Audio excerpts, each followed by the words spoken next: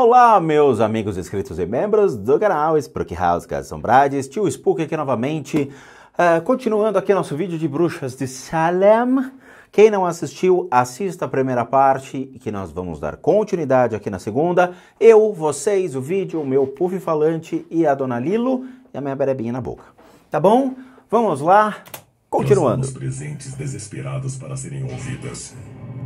A primeira missão de Corwin e Hawthorne ao começarem a caça às bruxas foi o lar dos Parris, devido ao comportamento demoníaco da filha e da sobrinha do reverendo Samuel Parris, Betty e Abigail. A primeira pessoa a ser acusada foi Tituba, a escrava da família Parris e babá da garota. Eu, hein? Dizem que ela praticava voodoo ou bruxaria que havia aprendido no Caribe, e isto alterou as garotas, deixando-as naquele estado. Então, várias outras jovens apareceram culpando Tituba por seus comportamentos irracíveis. Tituba foi presa. Os julgamentos e a caça às bruxas começaram. O que aconteceu foi que, nas audiências preliminares, Tituba disse: "Um homem escuro veio até mim e me falou para servi-lo." Nossa. E o homem escuro foi interpretado como sendo o diabo. O homem escuro havia dito a ela para afligir as crianças. Vixe. E ela confessou ter feito isso. Morte. Mas como um tribunal pode determinar se alguém é de fato uma bruxa? Eles se basearam em um antigo argumento legal conhecido como evidência espectral. A ideia da evidência espectral era uma das mais importantes. Basicamente era o que enforcava as pessoas. O conceito era o de que os espectros ou formas das bruxas que não podiam ser vistos por ninguém além das crianças afligidas, estava ferindo elas. E o tribunal determinou que nunca permitiria que o espectro de uma pessoa inocente ferisse alguém. Então, se o espectro estava machucando alguém, era uma evidência válida. Como é possível contestar isto? Infelizmente, a pessoa que está acusando é a única que pode ver esta evidência. E os outros precisavam acreditar naquilo. Que loucura. Com a irrefutável evidência espectral, Tituba não teve escolha a não ser confessar. E aí foi enforcada, Ela né? ficou presa por um ano e acabou sendo vendida como escrava, evitando assim a pena de morte. Ufa, menos. Mas Corwin e Hawthorne não tinham intenção de parar. Eles expediram mais mandados de prisão, primeiramente contra os fracos e os pobres de Salem. Eles escolheram pessoas que normalmente seriam acusadas de feitiçaria. Mulheres de classe baixa que não podiam se defender bem. Feitiçaria não é tecnologia. Será que a aparição inexplicável na casa da bruxa era Tituba ou alguma outra vítima da perseguição de Corwin? Não, não é. Possivelmente outra vítima, mas não é Tituba. O que quer que esteja aqui não tem intenção alguma de sair. Eu acredito que tem Pode alguma sair, coisa sim. na casa da bruxa. Casa da bruxa. Tem doces. Em 1692, a população de Salem, Massachusetts, acreditava que a cidade estava infestada de bruxas. Tudo começou na casa do reverendo Parris, mas espalhou-se rapidamente pela comunidade quando várias garotas fizeram acusações de feitiçaria. É você, foi você. Uma das primeiras a serem acusadas foi Bridget Bishop, uma próspera latifundiária cujo bem mais valioso era um vasto pomar de maçãs onde ela foi caçada e presa. Presta atenção, hein, gente. A maior latifundiária da região, condenada por bruxaria. As meninas, elas foram perseguindo um a um. Durante seu julgamento, Bridget fez declarações conflitantes que selaram seu destino. Bridget Bishop teve várias testemunhas contra ela. Ela foi considerada culpada e foi enforcada dias depois. Bishop foi a única enforcada individualmente. O julgamento e a execução de Bridget nos remete ao restaurante 43 Church, onde relatos de eventos inexplicáveis são constantes. Não se justifica ser ela, mas vamos lá. Atrás destas experiências paranormais. Vamos lá, mostra As aí. respostas podem estar no próprio imóvel. Então mostra o imóvel, Esse filho. restaurante está no local onde foi o pomar de maçãs de Bridget Bishop. a Já primeira entendemos. vítima da caça às bruxas em Salem, a ser Bota um enforcada. sorriso nesse rosto, vamos lá. Aqui no 43 Church é comum ouvirmos coisas como vozes ou passos quando não há ninguém por perto. Bishop, você está... Passos é difícil, a gente já conversou sobre isso nos EVPs, que fantasmas não têm pés e capacidade para usar salto alto ou tamancos para fazer sons de passos. Como acontecem sons de passos, tio Spooky? Não acontecem sons de passos dessa maneira. Se vocês escutam toque, toque, toque, toque, provavelmente é um EVP falsificado, alterado ou manipulado. Por quê?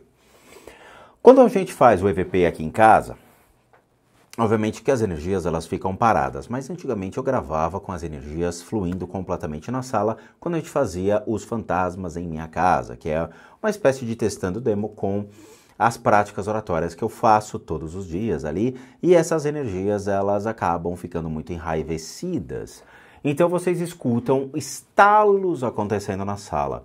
Estalos são factíveis, mas não batidas sequenciais. Toque, toque, toque, toque, toque. Não. Os estalos, eles são factíveis porque você tem um ser que está lá, considerado um espírito, uma assombração, ou um poltergeist, ou o que for, ok? Vocês têm lá uma entidade que está presa na sala. Essa entidade, ela vai sendo potencializada ao seu estado de ira. Quando você potencializa o estado de ira desse ser, a energia ela vai ficando mais densificada, porque ela é muito mais trabalhada, vamos dizer assim, no lado mais emocional pesado do que o lado da consciência. Então eu faço com que esse emocional do ser se densifique e quando se densifica, age sobre a matéria. A madeira, por exemplo, ela estala com a dilatação. Por quê? Sabe quando vocês deixam a luz do sol agir sobre o assoalho na manhã? Vocês escutam os estalos, porque o calor dilata a matéria. Então, quando essa energia ela atravessa a matéria, ela ajuda no processo de dilatação temporária. Então, vocês escutam os pequenos estalos. Aí sim, claro, estamos considerando pequenos estalos gravados com microfone de qualidade, né? Agora, passos não rola. Primeiro, que os espíritos não têm pé, tá? Segundo, porque eles não vão andar, não tem força no pé deles, não tem som de tamanco, não tem sons de sapato. Então vocês não vão escutar top-off, top-off, top-off, top-off, top-off, top-off, top-off, top-off. Isso é só o ser humano que faz ou um animal, não um espírito. É completamente insano acreditar que espírito realmente use sapato alto ou sapato, né? Porque senão todo imóvel que a gente fosse morar ia ser uma loucura você habitar. Imagina você tá lá dormindo e escuta pó, pó, pó, pó na sala. Você fala, porra, ou é meu vizinho ou é um espírito, né? Imagina. Você chega lá, é o espírito andando de tamanco holandês na sua sala. Não existe, não existe, tá? Imagina, a gente não quer morar em apartamento se fosse assim. Você interfona e fala, ô queridão, tem um espírito na sua sala me atrapalhando, são 3 horas da manhã, eu tô querendo dormir. Você pode pedir pro seu espírito parar de andar na sala? Ele vai... What? Não é? What? Por aqui? Muitas pessoas veem uma mulher passar e desaparecer subitamente. Vimos dezenas de fotos de rostos olhando pela janela com as mãos no vidro. Não tô vendo nada. As pessoas sentem tristeza. Uma vez já havíamos colocado as toalhas nas mesas. Pegamos os pratos, talheres e copos para terminar a arrumação. E naquele pequeno espaço de tempo, quando retornamos ao salão, havia cadeiras em cima das mesas. Ah, vai, isso não existe. Isso não existe. Tá, eu vou contratar então um monte desses fantasmas de Salem para lavar louça aqui em casa. Não existe, tá, gente? Isso aqui, de novo, foi uma peça, uma brincadeira, ou os caras estão mentindo para chamar a atenção de Salem, ok? Vamos lá, cidade americana abandonada por meio de uma história, todo mundo ali querendo ganhar o seu din-din, um lugar onde as pessoas podem ir para tomar o seu cafezinho, eles vão chamar a atenção dizendo, cara, vamos criar umas histórias assombradas aqui para atrair o público. Muitos lugares nos Estados Unidos são baseados nessas histórias. Histórias de fantasmas para atrair quem? O público que quer tirar uma foto. Putz, eu tava lá na cafeteria de Salem, cara. Nossa, dizem que o lugar é assombrado. Eu sei, eu tava lá. É óbvio, ok? Isso aqui é uma história, não existe. Se realmente fantasma colocasse todas as cadeiras viradas, sempre nós teríamos documentários de várias milhões de casas, milhões não, bilhões de casas, né? Se a gente tem 7 bilhões de seres humanos, com certeza 1 bilhão de casas no mundo teria suas cadeiras viradas para cima. E não tem, tá? Olha que a gente tá pegando uma amostragem significativa aí, tá? Mas não tem. Não tem. Eu gostaria muito de acordar e ver as cadeiras empilhadas, que nem no Cirque du Soleil, mas não existe isso. Isso aqui é uma história para atrair público pro restaurante e mais nada, tá? Não existe esse tipo de coisa. De novo, histórias para espírito dormir, não é nem para boi dormir. Ficamos todos assustados. Voltamos à cozinha para decidir o que faríamos. Decidimos que precisávamos voltar lá. Oh, pera. Se você vai num restaurante, você é dono do seu restaurante, aí você vê as cadeiras todas empilhadas, você vai voltar para a cozinha, vai pensar, ai, o que eu vou fazer? E aí você volta lá para ver as cadeiras? Amigão, se você tá lá, tenha certeza de que você deixou as cadeiras todas posicionadas bonitinhas, chegou, as cadeiras estão empilhadas, cara, você sai correndo gritando, você chama os caça-fantasmas, você vai chamar o Ray, o Pete, o Egon, quem for, chama os caça-fantasmas, cara. Porra, tem que ter bom senso. Eu juro pra você, que ser humano que vai ficar num lugar que você de repente tá aqui, e você vê um objeto assim, parado no ar. Você não vai, cara, você não vê. Tá, vamos supor, estamos aqui conversando e de repente olha esse aqui, flutuando assim. Amigão, quem é que vai ficar do lado de um negócio que está flutuando? Ou você vai ver as cadeiras empilhadas? Porra, é óbvio que é história. Ninguém vai ficar, ninguém vai olhar e falar, deixa eu ver o que eu vou cozinhar amanhã. Não vai, cara, você vai correr, vai no pinote. É a reação mais esperada de toda a população mundial, é correr. Ou dama de Chaves, né? Você chega lá, fica aí parado. E quando voltamos, as cadeiras estavam no chão. Tudo estava normal. Então você bebeu, fiá. Andou, biritou. Há vários relatos de estranhas atividades no Folly Tree Church. No Folly Tree Church. Será que Bridget Bishop ainda está aqui no mesmo lugar onde foi presa? Ela já Se estiver, o que sumiu faz tempo. Dizer? Quando Bridget Bishop foi trazida para o julgamento, não foi tratada muito bem. Um espírito abandonado carrega este sentimento de tristeza, falsamente acusada. Eu não acho que ela ia aceitar o fato das pessoas pensarem que ela foi uma bruxa. Creio que ela ainda está por aqui clamando sua inocência. Não está. Na época do enforcamento de Bridget Bishop, 73 pessoas haviam sido formalmente acusadas de feitiçaria. Mas agora não era só a classe baixa que estava sendo acusada. Todos. Meu Deus, o bicho pegou. As duas seguintes foram Martha Corey, membro da igreja da Vila de Salem, e Rebecca Nurse, membro da igreja da cidade de Salem.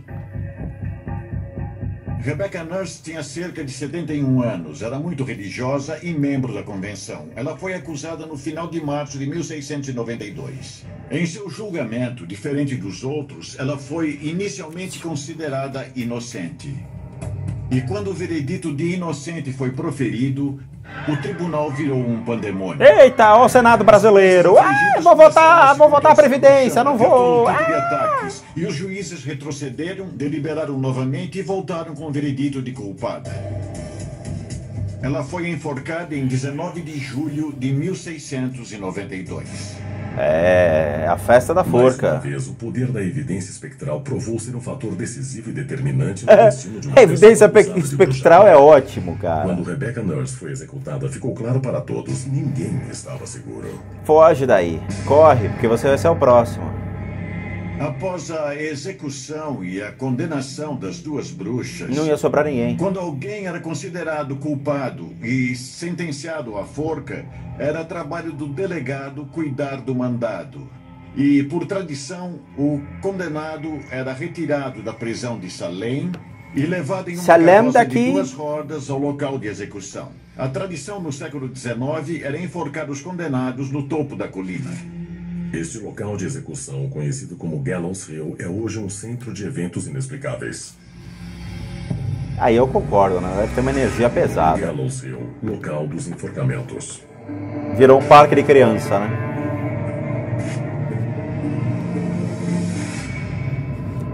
Vamos lá, vamos lá. Uma vez fui caminhando até Gallows Hill em um final de tarde. É um parque. De repente fui dominada por uma sensação de que não deveria estar lá. Era similar à sensação que tive quando estava andando por um bairro perigoso. Eu acabei indo embora. Tive uma sensação súbita de que precisava sair dali. Cerca de 5 anos atrás, eu tive uma experiência paranormal aqui em Gallows Hills. Ah, eu estava filho. com alguns amigos e nós tínhamos um pequeno gravador e esperávamos capturar algum tipo de voz. Meu Deus do céu, a única voz que ele captou foi o ronco dos meninos. Vamos lá, existem certas energias no lugar? Sem dúvida nenhuma, né? É um lugar onde muita gente morreu enforcada, um lugar de tristeza, dor, mágoas, sofrimento e arrependimento, por que não? Sem dúvida nenhuma, no final dessa história, muita gente se arrependeu de ter enforcado inocentes, porque eu sei que depois as meninas admitiram seus próprios crimes. Mas existem seres que estão nessa floresta se alimentando dessas energias? Claro que sim. São seres realmente muito bestializados, tendo em vista que foi um julgamento irracional, foi um julgamento muito emocional, as pessoas se levaram muito pelas emoções do que pela razão, dizendo, pô, a gente está matando um inocente, não sabe se é real ou não, né? É a mesma coisa que utilizar, né? Foi o fantasma que mandou dizer que aquele cara roubou. Não tem nexo. Mas existem sim energias bem bestializadas ao redor dessa floresta, que são como se fossem seres que se alimentam dessa energia. E eles trafegam tranquilamente aí dentro, não tem um porquê eles não existirem aí. Eles podem ir para cima das pessoas? Não podem. Pelo fato deles existirem perto das energias que são colocadas por meio das tristezas, mágoas, a energia dos corpos, a energia dos espectros que ficam aí, esses seres, eles observam o ser humano, mas eles não buscam se conectar às pessoas, eles só observam. E observando os seres humanos, eles podem causar algum mal-estar a quem é muito sensitivo. Quem tem essas percepções podem ser levados a sentir desconfortos, tá? Mas a percepção desses seres eu acho que ainda é difícil. Então viemos aqui para a base da montanha e começamos a perguntar. Onde está o E Wally? uma das perguntas foi, você foi uma bruxa condenada? Não são bruxas. No gravador, quando ouvimos, tinha uma voz distinta, vinda do nada. O que você vai escutar são barulhos como se fossem animais, tá? Rosnados, coisas desse tipo, porque é o corpo de energia desses seres vibrando. Então, como eu falei, a gente trabalha com esses seres eles têm muito mais ódio e raiva e eles vibram, essa energia ela vibra. E como o gravador ele vai conseguir captar ondas, frequências de áudio, essas frequências elas ficam muito abaixo do ouvido humano. Então, como a gente trabalha de 20 Hz a 20 mil Hz, provavelmente vocês vão ter muita vibração abaixo da linha perceptível ou percebível pelo ser humano, que seja ainda dentro da linha de ruído, tá? Então não existem sons nítidos, vai ter muitos ruídos como se fossem rosnados de animais. Fora isso, não vai encontrar energias de bruxas, porque elas já se foram, ou seja, essas mulheres elas já entraram no processo de reencarnação, então não existem bruxas trafegando por aí. O que existe são esses seres que não vão conseguir ser ouvidos no sentido de olá, você está aqui? Estou, como vai? Eu estou bem, e você? Eu também estou bem. Tem um cheeseburger aí? Não tenho. Entende? Isso não vai ter diálogo. O que vocês vão ter são energias de raiva, ódio, uma vibração muito forte. Nós olhamos ao redor após gravar a voz e claro que não sabíamos de onde vinha. Olhamos por aí esperando ver alguma coisa e então fomos embora bem rápido. Estranhas experiências paranormais continuam a ocorrer em Gallows Hill hoje. Será que as vítimas dos enforcamentos do século XIX estão mandando uma mensagem aos vivos? Não tô nem aí pra Sinto vocês. que a energia em Gallows Hill é forte, pois uma tragédia ocorreu lá. Vidas inocentes foram ceifadas. Eu acho que aquela energia pode ter contaminado o local. Será?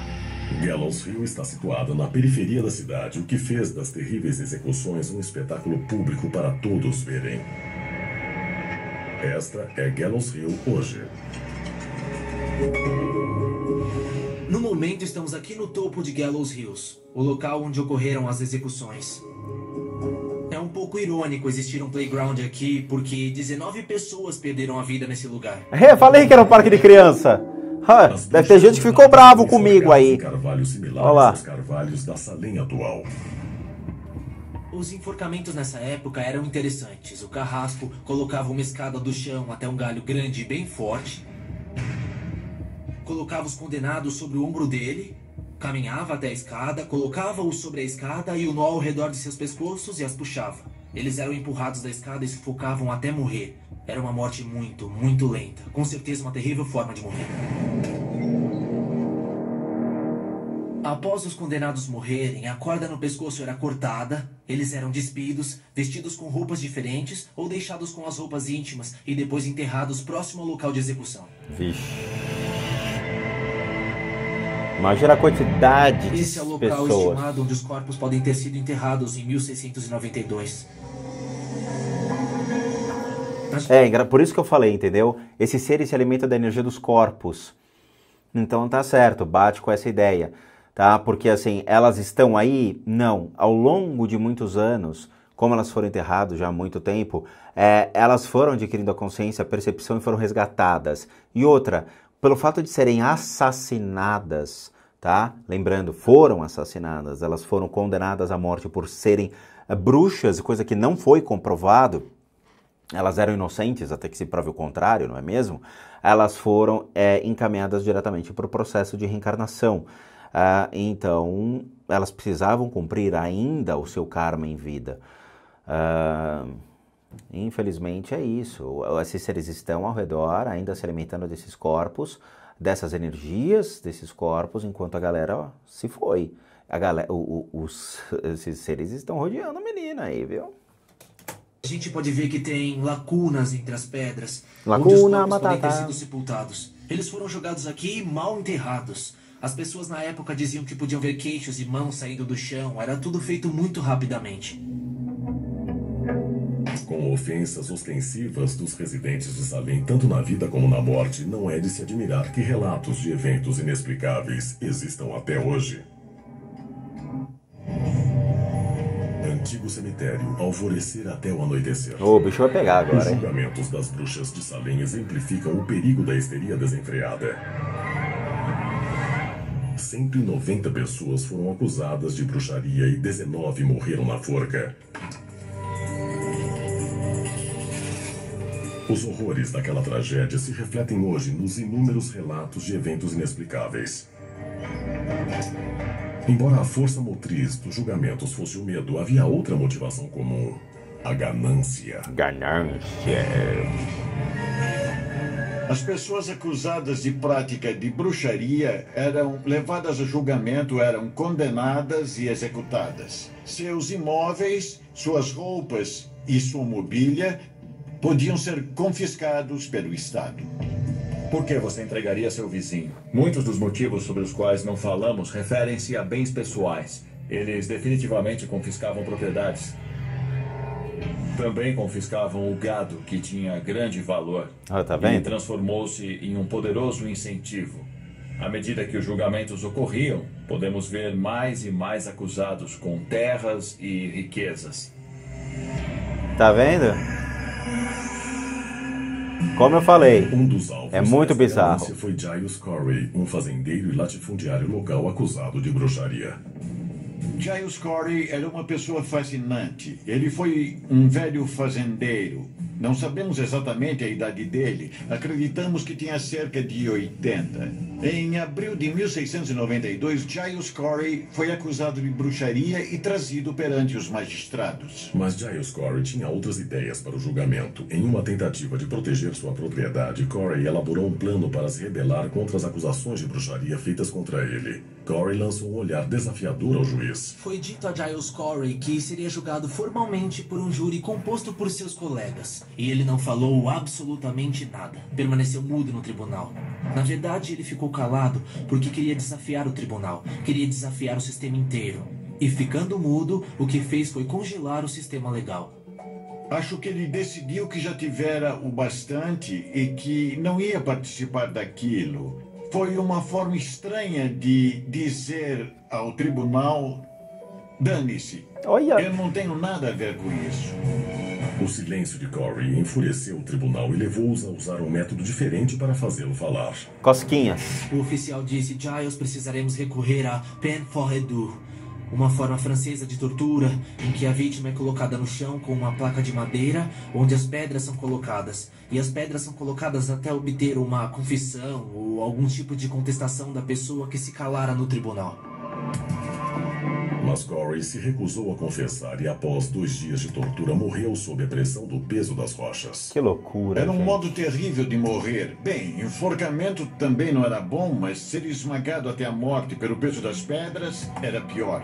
Mas o resultado seria o mesmo. Se ele contestasse e concordasse em ser julgado, seria condenado e executado.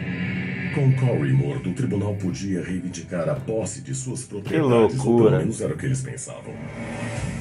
Pouco antes de Corey ir a julgamento, ele transferiu sua fazenda para 2 de seus genros, os 2 em quem ele confiava, e foi legitimado, mesmo depois de sua morte. A família Corey conseguiu manter a fazenda, mas a um alto custo. E até hoje, os visitantes do cemitério Howard Street estão convencidos de que seu espírito continua lá.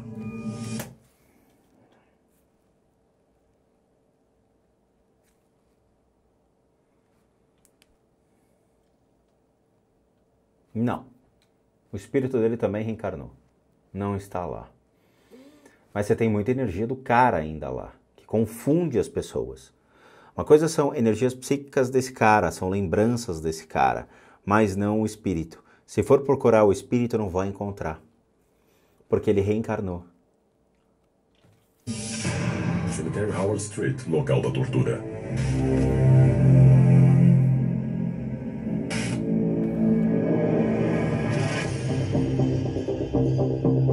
As pessoas veem com frequência um idoso passando pelas árvores.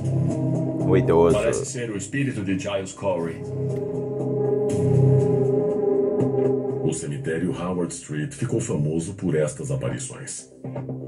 Visitantes deste local histórico já capturaram evidências e fotos que muitos acreditam ser o espírito de Giles Corey recordando as pessoas de sua terrível morte. Não.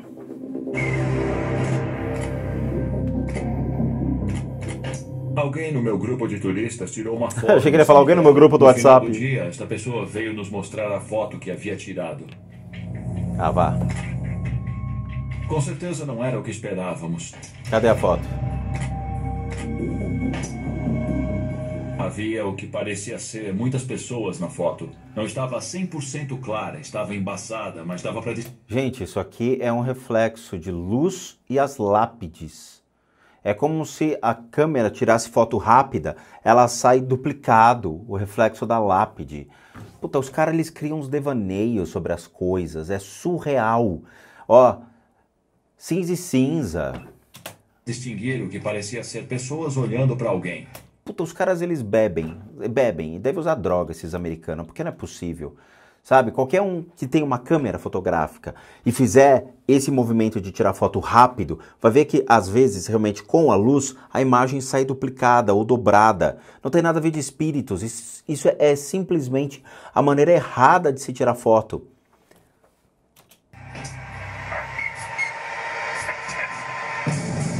Isso daqui não tem nada a ver. Será que o espírito de Giles Corey está aparecendo no cemitério Howard Street ou Não. ele está manifestando sua presença de outras formas? Ninguém está fazendo Reese nada. Ernsnes mora em Salem e trabalha como guia para turistas interessados na história deste local sagrado. Bom, esse é o local onde paro com os meus turistas para comentar as histórias de Giles Corey e do cemitério Howard Street. Ah, sou eu que coloco todas as mentiras das histórias nas pessoas. Antes mesmo de começar a história de Giles, uma senhora do meu grupo começou a ter palpitação e sentir um peso em seu peito, o que achei muito interessante. No caso de Giles, rochas foram colocadas sobre o seu peito para forçá-lo a falar. Meu Deus do céu, a analogia que ela faz. Quer dizer, uma pessoa sente falta de ar, ela remete imediatamente às sensações da pedra sobre o cara. Quer dizer, o ar tá zoado, a pessoa tá com enfisema pulmonar, a pessoa tá com bronquite, asma. Não, é o espírito dele que está sobre ela.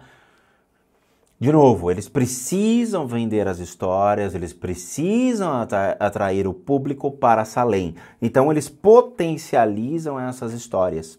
E claramente, potencializando essas histórias, eles fazem com que o mundo olhe para Salem dizendo: ai, os espíritos estão aqui, venha todo mundo passear, tomar um chopinho, olha só que legal. Não, tá?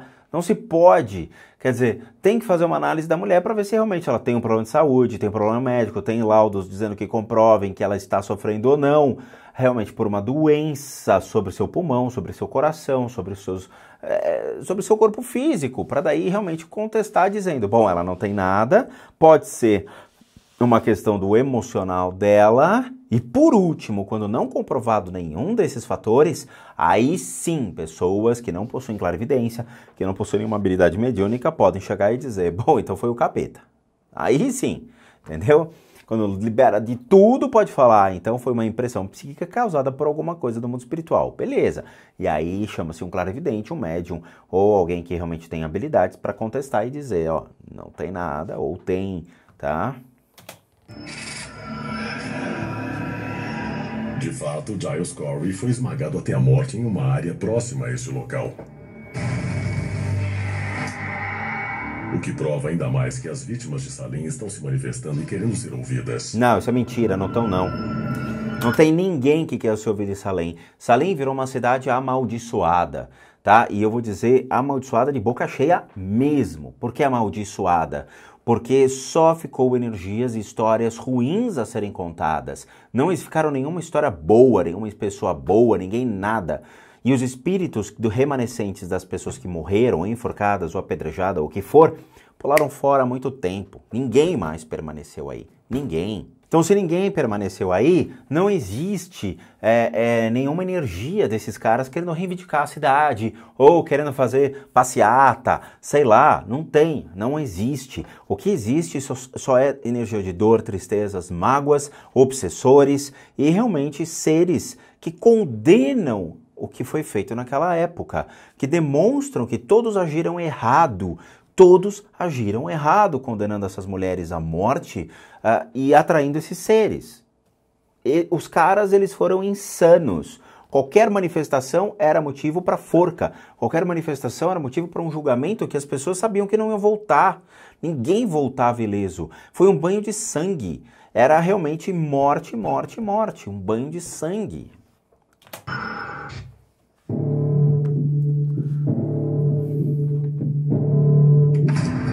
Olha lá, é tudo banho de sangue.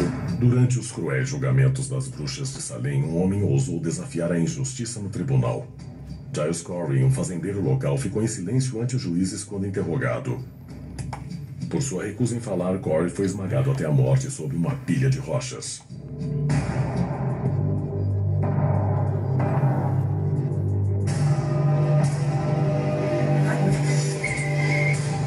Muitos acreditam que esta morte violenta deixou evidências do paranormal e que o espírito de Corey ainda vaga pela Terra. Evidências do Muitos paranormal. dos que encontraram o espírito de Giles Corey ou acham que o viram, pensam que se trata de uma recordação do que fizeram com ele. Não, ele não tá aí. O espírito de Giles Corey continua a assombrar a cidade de Salem. Não, não continua. É só a história dele. Sem justificativa de outras vítimas inocentes. Bom, vamos fazer o seguinte. A gente vai fazer a segunda pausa aqui e, obviamente, a gente vai fazer a terceira parte, porque essa história tá muito louca.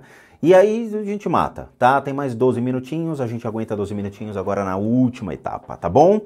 É interessante, eu tô aprendendo junto, a gente tá vendo aqui junto essa história e pra mim também tá sendo legal, tá bom? Então é o seguinte, para aqueles que querem passar pelos tratamentos, pela limpeza de casas, a retirada dessas energias de seus ambientes, seja do trabalho, da casa, ou mesmo de vocês por meio das limpezas e retiradas dos tratamentos que a gente faz, doenças físicas, mentais, emocionais, espirituais, ou o que vocês precisarem, devem encaminhar um e-mail somente para limpezadecasas@gmail.com. Não é pelo Facebook, pelo Instagram, pelo box dos vídeos, nenhum outro meio de comunicação, a não ser limpeza com Z de casas@gmail.com.